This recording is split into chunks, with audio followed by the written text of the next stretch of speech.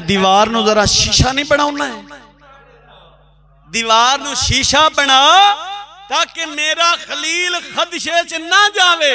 और मैं आखांगा या अल्लाह खलील तो अपनी घर वाली नूं कह रहे कि मेरी भैन तू आने दीवार नूं शीशा बना दे।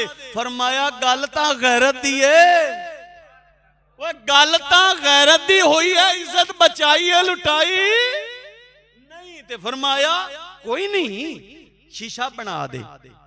अं बेईमान ने हाथ में अं चाया अगे वधाया, आ सुन हो गया हिस्सा। मालूम होया जेड़े नेक होण ना अल्लाह उन्हां दी पाक दामनी नूं दाग लगन देंदा नहीं। जे अगर असा करिए बावर ते भावल छे भावल नगर वाला वाकया याद है कोई होया अपने मुसलमाना दी इज्जत बच्ची अस्पताल दे अंदर तड़फदी मर गई, कुछ बने कि कोई वाली वारस होया? सारे उइया वो जिवें पंजाबी भरा कुत्ती चोरा ना रल गई, ये बगैरत ना रल गए। पर की करिए सानू पैसा चाहिए, माल चाहिए। मियां साहब फरमाउंदे ने बेगैरत दी ए यारी नालो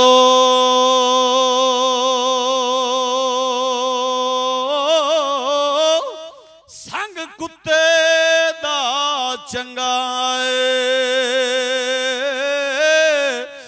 बेशर्मी दे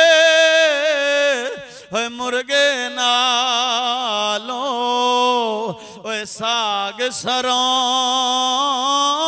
दा चंगा। मेरे आका इनामदार मदीने दे ताजदार ने फरमाया कभी मेरी बहन है, उन्हें कह दिता ते आपने फरमाया ऐ तुम मेरे घर वाली लफज बोल देवी मेरा भरा है। आखिर जिले कोल गया है ये बादशाह जालम जानी ने हाथ वधाया। अल्लाह ने फरमाया जिब्राइल आ दीवार शीशे दी कर दी जावे ताकि मेरा खलील अखा नाल वेख लवे। इन्नी गल होवन दे नाल एक बारी नेड़े आया है। आज जिले अल्लाह ने हथ सुन कर दिता है, जिले उन्हें कहा बीबी मेरे हक दे अंदर दुआ कर अल्लाह मैनू तंदुरुस्ती दे देवे ते मैं तेनू आजादी दे देंगा। अल्लाह के दुआ बीबी पाक वेख खुदा दे बंदिया जेड़े रहम दिल हुंदे ने ओ रहम दिल ही हुंदे ने, सजावां झल जांदे ने बदनामियां सह जांदे ने, लेकिन दिल मोम दिल उन्हां दे रहम हुंदे ने। ओ जालिम हाथ बढ़ाई खला ते अल्लाह के बीबी पाक दुआ पे कर दिया ने अल्लाह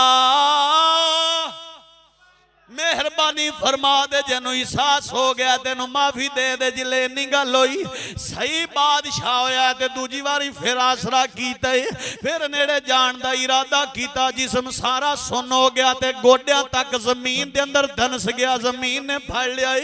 अकालां दे नाल डर के कहन लग्या बीबी गलती कर गया, खता कर गया, ऐ बीबी गलती हो गई, मेहरबानी कर मैनू माफी दे दे जा गलती हो गई।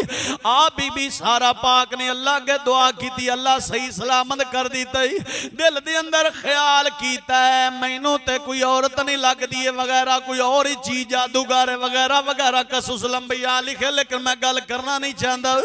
आपने फरमाया जिले दुआ की तंदुरुस्त होया, तीसरी बारी फिर इरादा किया, इरादा होया जमीन इन्हां तिकन फिर फड़ लिया, जमीन ने फड़िया है। उस वेले कहन लगा बीबी मैनू माफी दे दे तेनू छड़ देंगा, गलती कर बैठा गुनाह हो गया, मैं तेरे नेड़े नहीं आवांगा। सदके जावा बीबी आ मुसलमाना दी इज्जत नो मर्द ते औरत नो सबक दे गई है ते औरत दी शान वधा गई है। आपने फरमाया कि 2 बार तैनू मैं इजाजत दी है, हुण माफी दी है, हुण नहीं हुण मेरा शौहर ही तेनू माफी दे सकदा। इंदा मतलब ये होया कि औरत कुल मुख्तियार नहीं, फैसला नहीं कर सकती। जिन्ना दा फैसला हाथ च आया है ते शौहर नूं पिछा ढाया है, वो बिरादरी ते घर काना काना होया है। और वेखे ना अखां नाल ते सुनिया गुनेगार कन्ना नाल। जे चौधर होई है बीबी पाक दी ते घर कदी सुकून नाल वसिया। जे होई है सरदारी और मर्द दी घर दे अंदर मुहाड़ है बंदे दे ते बंदे नूं अल्लाह ने बड़ा